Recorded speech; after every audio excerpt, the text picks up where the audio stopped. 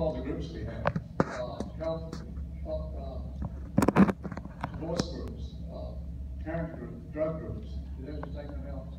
Well, what you talked about health is how important it was you to come to the services on Sunday. So tell us what that has been, how that's been helpful to you. It's helpful for me. One reason I have trouble with the column this morning, it's so long. I tell them all the time because I don't want people to know who I am. And it's really nice.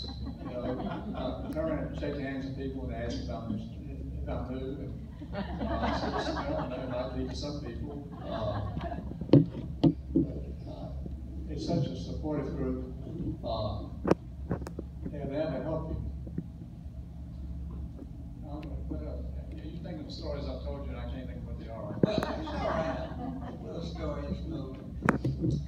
We talked about hell, a passage from John's Gospel. Men love the darkness rather than light because their deeds are evil. Now, how do you respond to that? I thought you took the Bible serious. Let me go one more step. Andy Thaler's first meditation was on the man born blind. Right? His first two meditations. And it was a different kind of blindness. If you remember, it was spiritual blindness. Those in Old and New Testament both remind us of people who have ears and do not hear, have eyes and do not see. In a way, I don't want ever to fall into that category. I'd much rather be physically blind and have to ask people who they are than to get in some kind of spiritual blindness, which we all can do. We can all not see what we want to see or hear what we want to hear because we just turn it off. And that's a real danger of not being able to grasp what's going on or to have dark thoughts and not be able to talk about them. And I was always scared of the dark when I was a little boy. And my brother and I grew up my grandparents' home, old Victorian home, and on the second floor, down a long dark hall to get to the bedroom at night. And I was petrified. And I was forbidden to go to horror movies. When I was 8 years old, I snuck off with my 9 cents, which is what it cost to go to the movies in those days, to see that great classic Frankenstein meets the Wolfman. And for months, I was petrified. And I couldn't tell my mother why. So,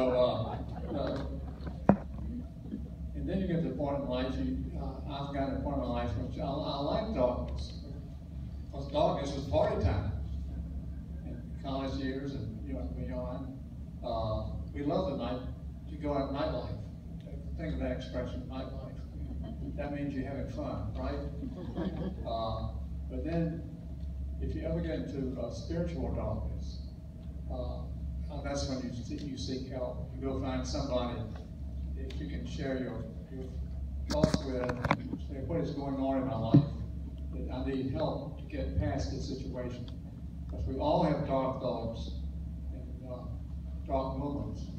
And God does not want us to stay there. And I think Trinity Church, I love coming to church. I really do. And if I miss a Sunday, the week's not right. And to me, that it keeps me going. Thank you. Okay. Well, time to move to an important but somewhat lighter subject is meditation, the God who laughs. So I'm going to read some of it and ask you to give some examples. To be made in the image of God means that God shares with us such attributes as love, forgiveness, and compassion. There's another quality that must surely be God-given. It's humor. If we have a sense of humor, it must be because God has a sense of humor. If we can laugh, it's because God laughs. That God shares this attribute with us is something for which we can be especially thankful. Laughter is good for both soul and body. It is a marvelous thing to laugh at ourselves. You know, God made us a little silly.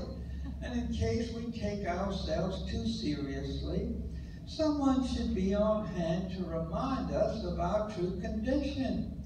If you don't believe God has a sense of humor, just look at your feet. Just because we are used to looking at feet doesn't mean that they're not silly. Silly looking. And then their noses and ears. The closer people are to faith, the more we can find to laugh about. People who think humor without religion is sacrilegious are not very close to God. The same is true of human relationships. The closer we are to someone, the more we can joke with that person. So, tell us about how you had known when God laughs. Well, unfortunately, there's not a lot in the Bible about that. There's a marvelous passage in Genesis in which Sarah, at age 89, was told she was going to have a baby, and she burst out laughing. But when she got that first kick, she stopped laughing. We know that Jesus went to parties, and we know that times parties and celebrations, people are always full of laughter. But I'm unfortunate that you don't hear that much about humor in the Bible. I think often it's there, but we don't throw our eyes this there because we don't look for it. We don't think about it. I remember preaching when I was in seminary. They send you out on Sundays to go to different parishes. And I had something in there I thought was pretty humorous, and a few people laughed. And the lady walked out and said, "Young man, I was always told never say anything funny in church." And I said, I don't think that's right. She puffed it off. But anyway, some of you maybe have been told that. Don't laugh in church. I love occasional cartoon or joke that's meaningful. And humor can get its point across. Humor can get us up a lot of bumps that other things cannot do. Tell us about the Bishop of Caribou. Oh yeah. And to be able to laugh at yourself. We had a bishop of Caribou, somewhere up in Canada. Came to Virginia Seminary to talk, and he told this story about himself. He was at a little tiny country parish in Caribou. Anybody ever been to Caribou? Somewhere up there. And it was just a one-room church, and there was no vesting room. So he said he stood in the back of the church, putting all these fancy things. Bishops wear cuffs, leaves and cuffs and lace and all this stuff. And he says as he put this stuff on, the little boy pew in front of him, eyes got bigger and bigger. He watched. Finally said, I got all dressed, I grabbed my crosier and started down the aisle, and the little boy says, "Mama, here comes the clown."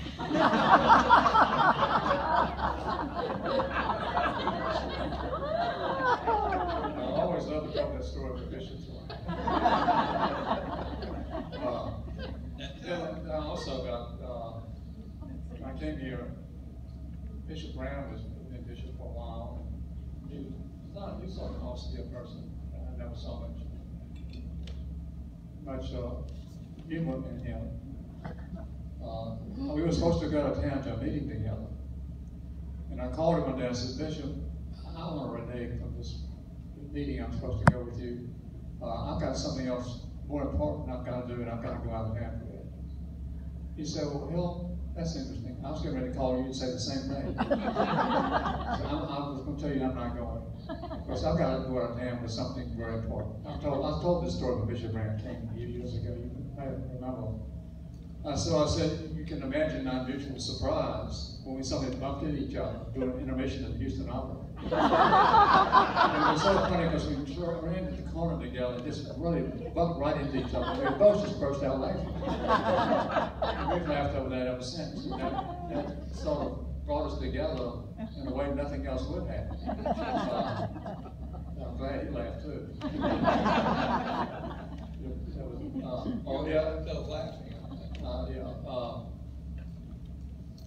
humorous author right next to you. Megan never shared my love of opera, but she would go occasionally. And doing one performance, she said, you know that sentence, opera ain't over what that lady sings? I said, you should, that lady's been singing for 2 hours and we're still here. I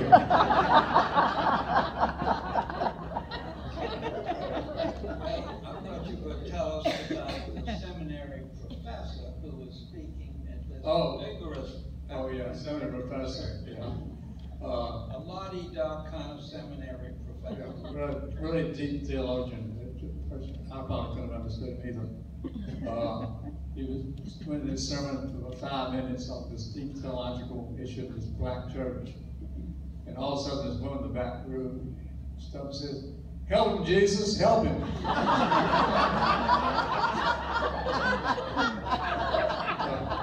That never happened to me, did it? Maybe some people wish it had. But one thing that's nice about that story, the seminary professor told it on himself, Right. And he laughed. Right. I have one story I wanted to tell, and it's a Trinity story. Last January, I was helping out at an Episcopal church in Pastor Sam. And actually, I was quoting Hill's "The God Who Laughs" story in my sermon. And then after the service, one of the ladies there who had been in Trinity, New Orleans for many years, she told me this story. Their children were practicing for a Christmas pageant. And this 6-year-old spoke his lines very well during the practice. He was going to be the innkeeper to tell Mary and Joseph that, sorry, but there's no room in the inn. So it's a practice he did very well.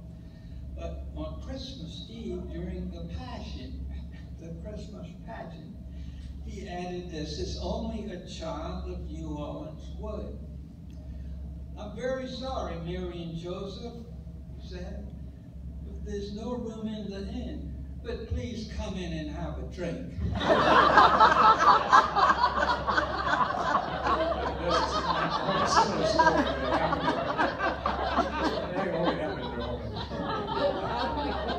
There's some story that happened in Dallas. Christmas Eve, the innkeeper answered the door and he said, "I'm sorry, there's no room, go away." Slammed the door. Joseph knocks again. At this point, I leave the script. He says, "But Mary is pregnant." And the innkeeper says, "Well, that's not my fault." Slams the door. Joseph knocks again. And he says, "It's not my fault either."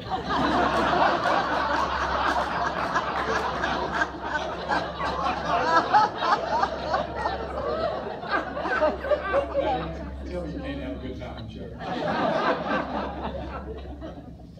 Well, Helen and I wanted to switch to another meditation, which is so important to us, as we all know, in our very divided and polarized, angry society these days. And you wrote this 20 years ago, and Helen, after I read this, called on being civil. And after I read it, what does this say to you, and how can Trinity Church and our communities learn to be civil? Well, let me read it. Okay.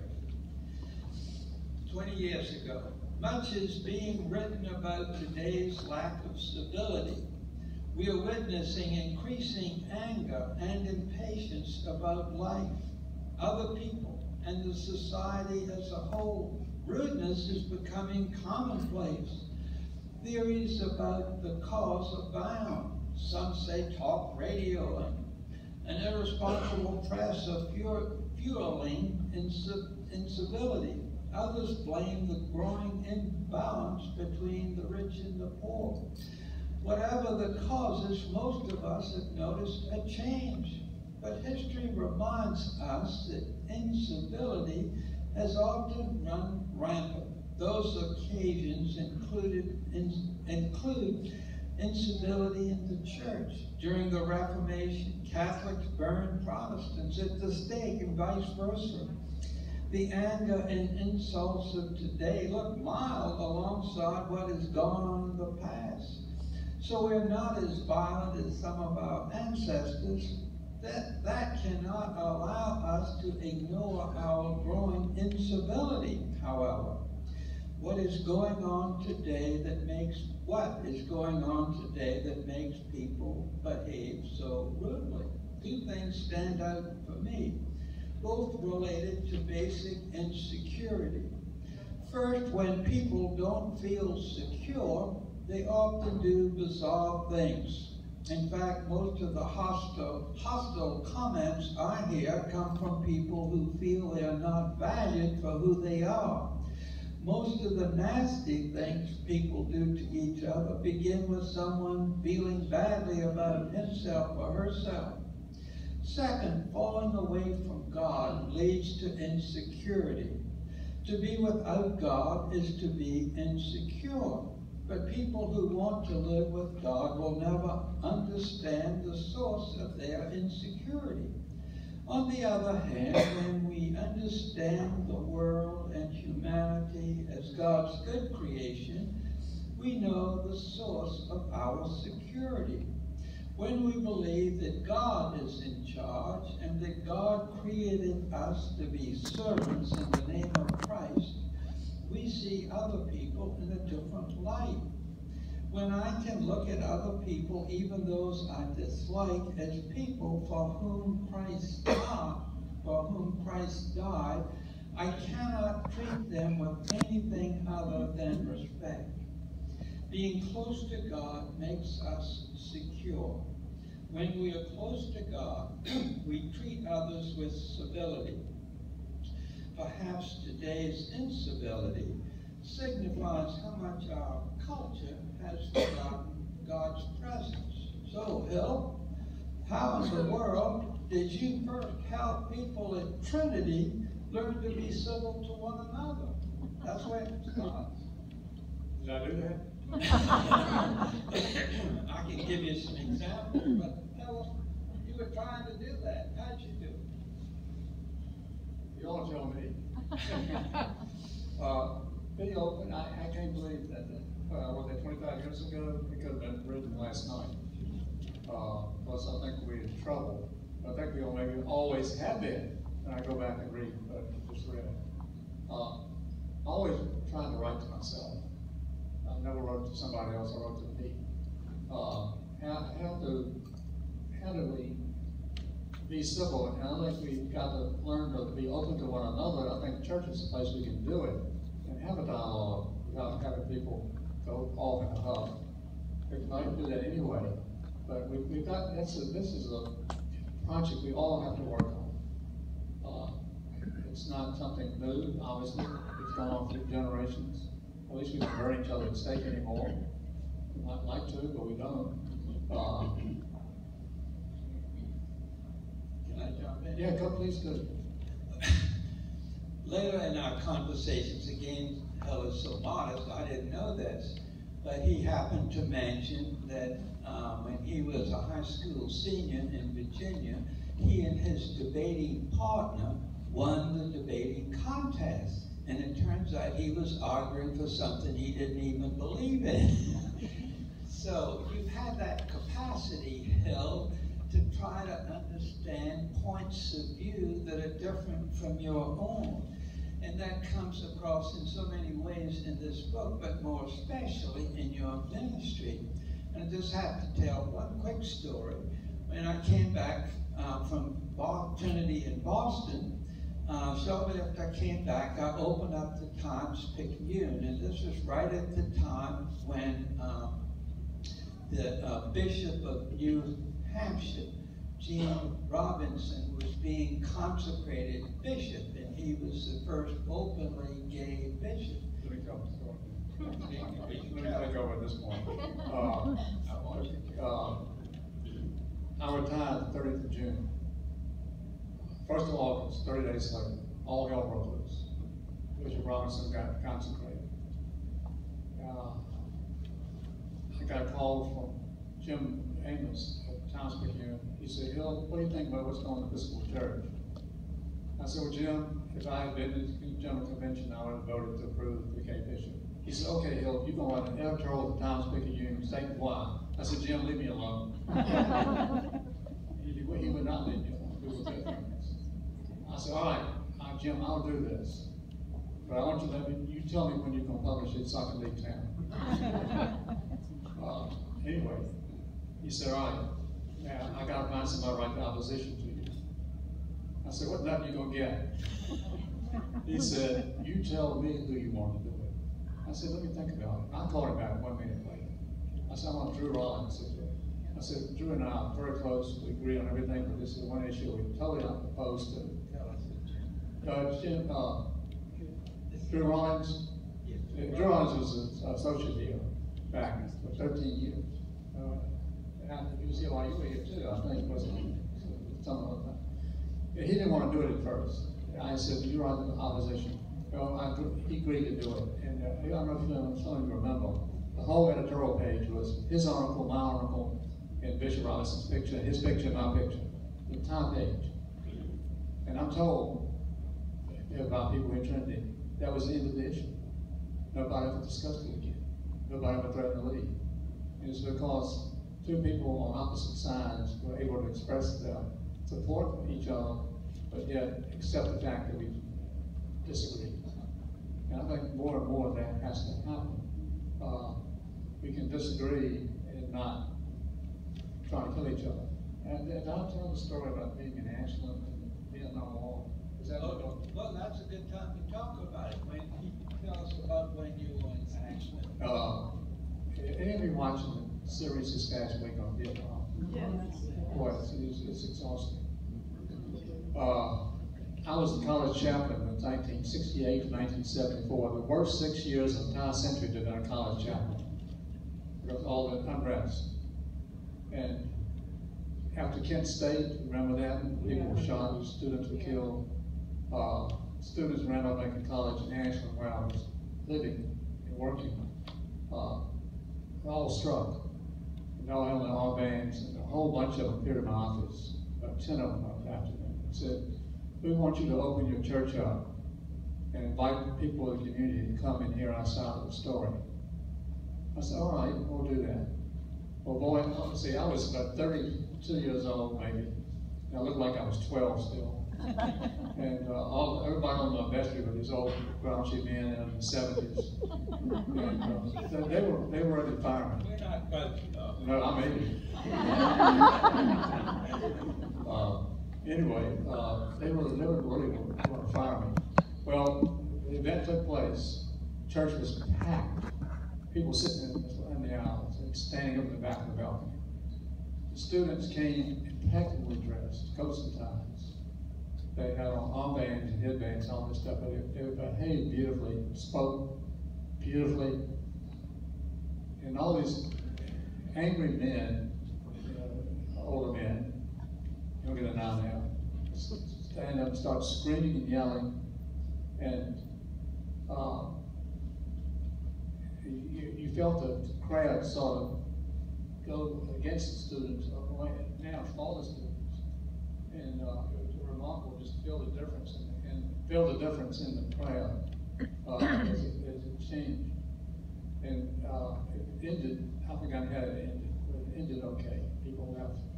But 3 days, but that group, I was going to be fired at the next pastor meeting. 3 days later, the Ashland Weekly newspaper had a front page editorial thanking me for what I had done. It was one of the most constructive things that ever happened in the Ashland community. And these old guys said, well, we think maybe what you did is all right. If the press had come out against me, I would be gone. I would realize the power of the press and what that can do.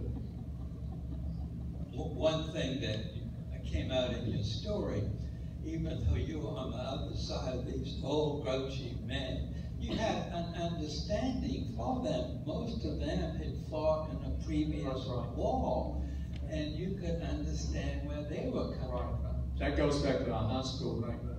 The debate coach called up and switched me from one side to the other night for the contest. I said, you can't do that. He said, I'm doing it.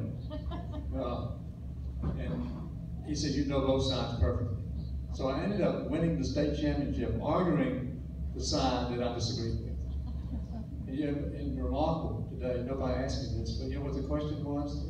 The question was the entire state of Virginia debate team in 1954 was resolved that the President of the United States be elected by popular vote.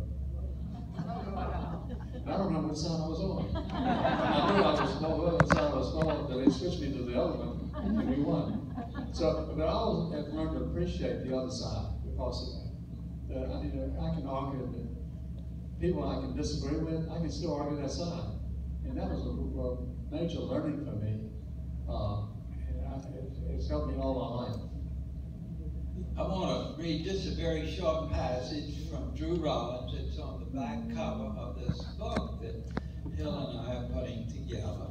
And remember now, Drew Rollins was the associate here for many years, and he and Hill really cared about each other, but had a serious disagreement about this new out of the closet gay bishop. So this is Drew writing about Hill.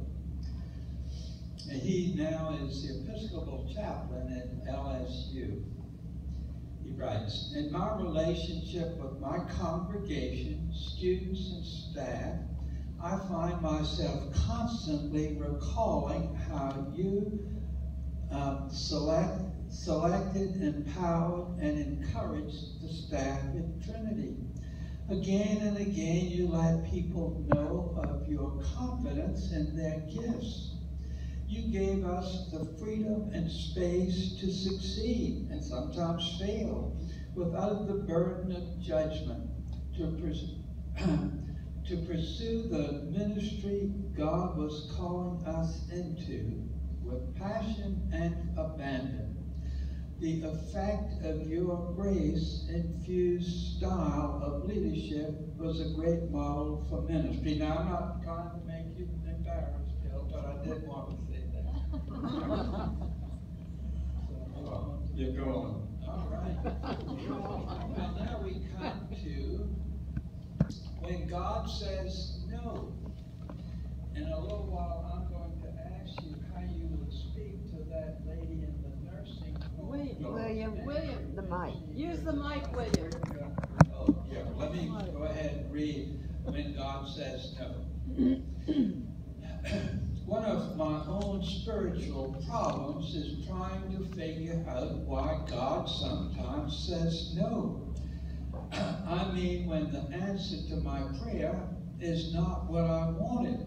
Most people feel that when the prayers seem to go unanswered. God didn't hear them or is uninterested in their request. We feel insecure when we are rejected by our friends. We feel worse when we believe God is rejecting us. It threatens our faith.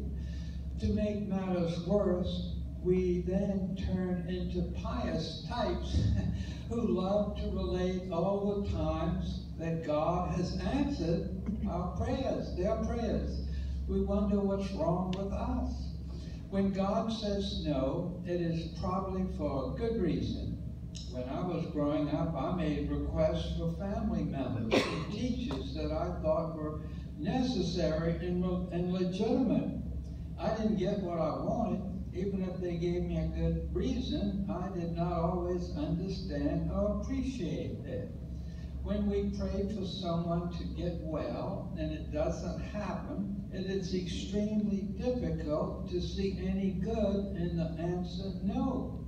When we pray for people with deep problems and the problems don't go away, we do not understand. It is difficult for us to keep a proper perspective. We do not have a full picture of the universe or of the world in our lifetime or of ourselves. Even if we did, we might not understand it. In this day of instant communication and fast food, we want immediate reaction from God too. God's time and our time are different. So God doesn't always do what we desire. That's a reality all of us have to accept at some point. When God says no to my prayer or answers me with silence, I have learned there is something beyond my understanding that I need to accept. Instead of getting angry at God, I begin to search deeper. If God has said no, there is a reason. To search for understanding is to expand our prayer life beyond just request. It is to begin to discover the mystery of God's will. Such searching will begin to give us a fuller perspective on who we are and how we relate to God. We might even begin to understand why God sometimes does say no. The purpose of prayer is not to get our own will done, but rather to bind us together with God's will. Now, how do you respond to that now, Bill? It's still true. I wouldn't change a word. Well, let me ask you about this woman in the nursing home. You remember this story. And someone was going on and on, a Christian person was going on and on, making the same points that you do. That don't worry too much when God says no. And this woman in the nursing home said, you want to pick it up? Your guy said, God answers prayer. And she was back in the room in a wheelchair and said, he didn't answer mine. She still had cancer, and it was very serious cancer. So what would you say to her? Not that you I spent a lot of time holding her hand, for one thing, and trying to get her fears out. You know, first, obviously she had a lot of fears about dying or what was going on within her. Often there are no words. What you do, and I have another meditation on this, is just show up. It's your presence that's important with another person, not what you say. I have a good friend, seminary, he told me the story of the tragic situation. I don't know whether a teenager had been killed in a car accident, something equally tragic. He said, I went out the house and I said, I was useless. So I just sat there and cried. And I left after several hours and said, why am I in the ministry? I can't do anything. I'm no good. He said 2 weeks later, the parents of the boy came by his office and said, we want to know we would never gotten through the night if you hadn't been with us. So it's not what you say, it's being with other people, holding their hands. And maybe you're the answer to God's prayer they don't realize. But maybe you're being with somebody. Maybe they realize that God has answered in a different way. I think sometimes we look for answers in prayers, and what we get is not what we wanted, but maybe it's what we really needed to have. And that has been very true in my life.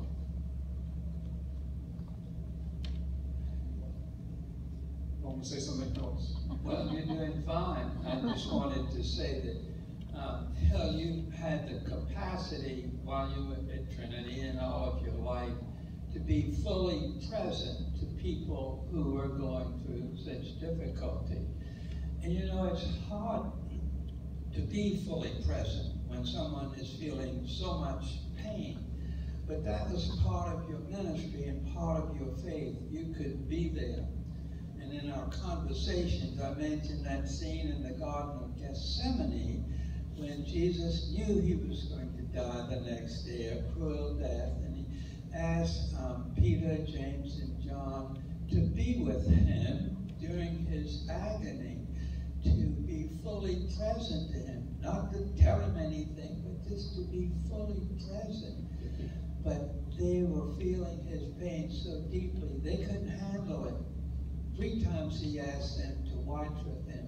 3 times they went to sleep. They couldn't handle it. But Hill, you drew on a faith which gave you the capacity to be with people in their suffering. Am I right? I don't know. You always struggle to do that. You often wonder if you need any help at all. sometimes you just have to be present and let God do God's thing. And I've always trusted in that. And I think it worked most of the time. We don't understand why God says no, or God doesn't answer prayer, or God answers prayer. I also remember a statement I learned early in life: be careful what you pray for, because you're liable to get it. And then you wish you had had it. Some of you probably heard that before. Be careful what you pray for. You might get it, and it's going to be not what you want. And I always said, growing up, that you get everything. Did your parents give you everything you asked for? Of course not. Does that mean they didn't exist? No. Okay. Moving on. A lot of this book, and Tim Trappin picked up on this when he looked at the book and then came up with this wonderful cover, the beloved community. The term is used a lot, as you know, by Dr. Martin Luther King. He called on the churches to build a beloved community.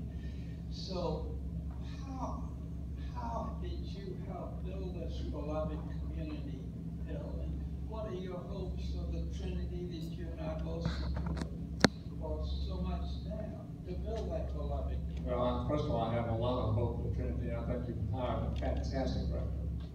I'm thrilled to know him, to meet him, and the church committee gets lots of kudos for what you did.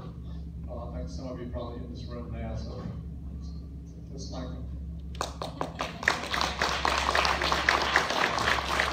I'm very confident that this church is going to continue to be what it's been in the past because of the new leadership you have here and because of who you are, all of you. I can't see who any of you are, but I recognize some voices out there. You talked before, Hill, about the larger the church, the smaller it needs to be. Would you elaborate on that? I said the smaller congregation, the meaner the people. I didn't say that. You said that. That's true. You drive down some country road, and you see that every half mile is another little Baptist church. They're all separated from each other. The two are right next to each other. I said, what's the difference? One of them said, well, this church says there ain't no hell, and this one says a hell it ain't. I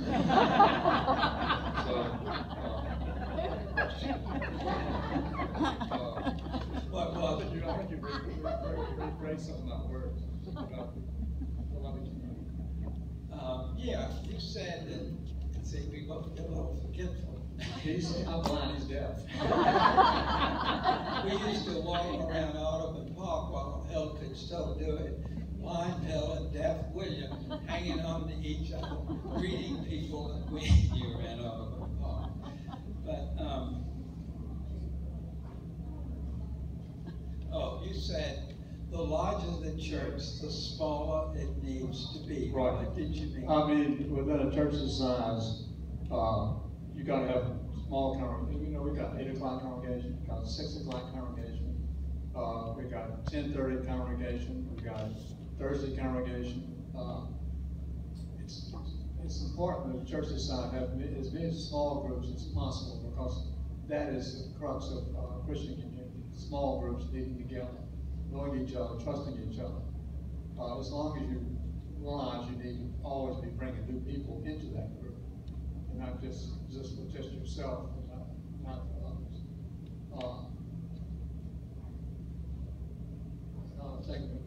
You help build those. Dallas has 7,000 members, and so Tell people about that church with 7,000. it was Trinity times 3, and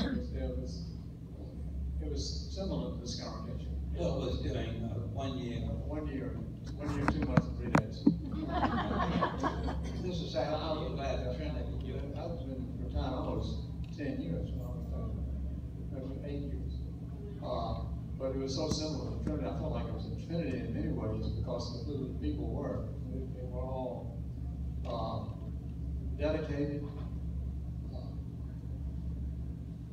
Wonderful. I mean, it was fun to be. It was fun. The church can be fun. And it was. So I think we run out of time. Somebody else has a question, then one is.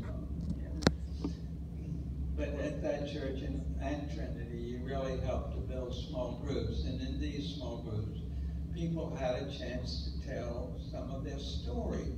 And I've come to believe that the most important thing any one of us has is our personal story. And these stories differ, but as we listen to each other's stories in a non-judgmental way, it brings very diverse people together. And that has happened and still happens very, very successfully at Trinity. Small groups where you get to know and trust each other and tell some of your story. Am I right? You're exactly right. You're exactly right. I said, William wants you to tell him stories. Be careful. We don't have but a couple of minutes, but does anybody have any questions or responses? Come on, Laura, here's something. Yeah, please. Why?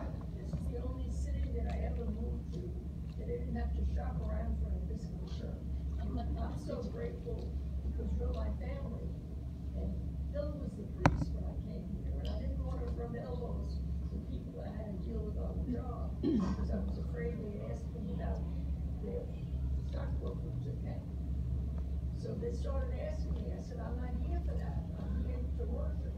Yeah, but you have such a good memory. And I said, yeah, but call me up tomorrow. I'll forget. I said, so write it down. I said, or ask Peter.